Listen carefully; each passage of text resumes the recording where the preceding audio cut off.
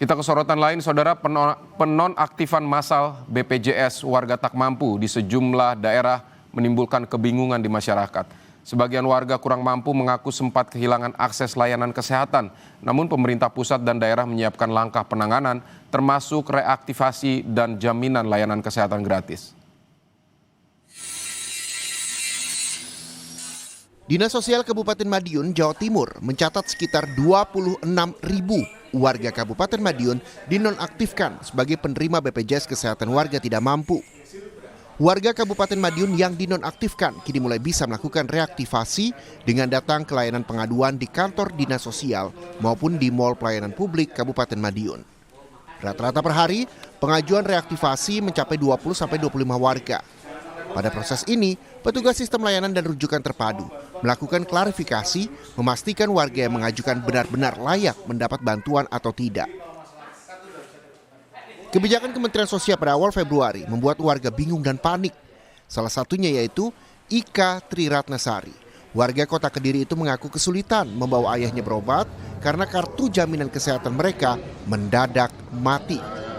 Setiap bulannya kartu BPJS milik ayahnya digunakan untuk melakukan pengobatan rutin di rumah sakit. Lantaran ayahnya mengalami sakit kanker prostat, hernia, dan vertigo.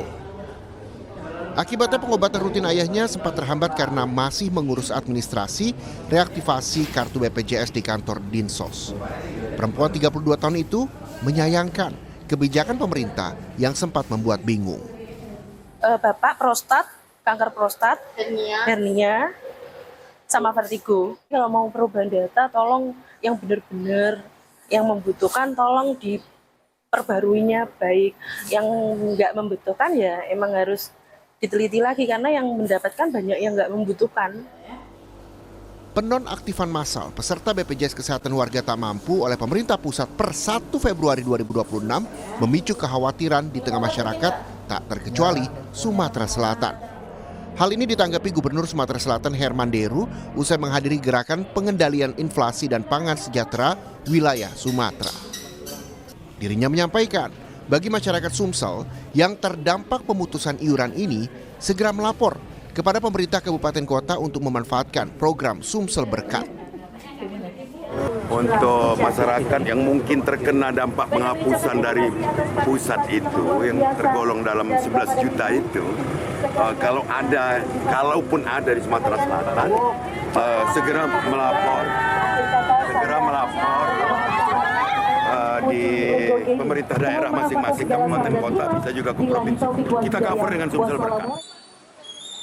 Sementara itu pemerintah Provinsi Bengkulu memastikan pelayanan kesehatan untuk masyarakat tetap berjalan meski status kepesertaan BPJS nonaktif.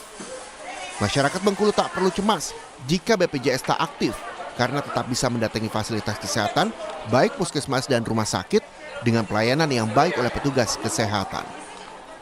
Selain itu pelayanan bagi pasien dengan penyakit kronis juga akan diprioritaskan dan mendapatkan pelayanan dengan baik.